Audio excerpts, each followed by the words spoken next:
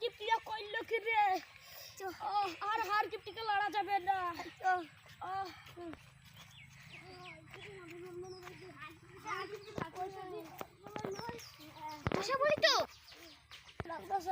আমার মাথা হার কিপটি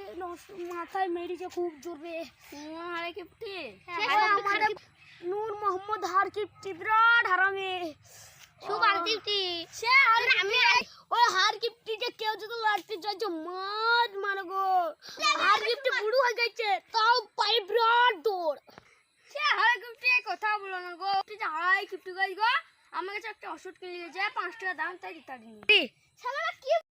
Likey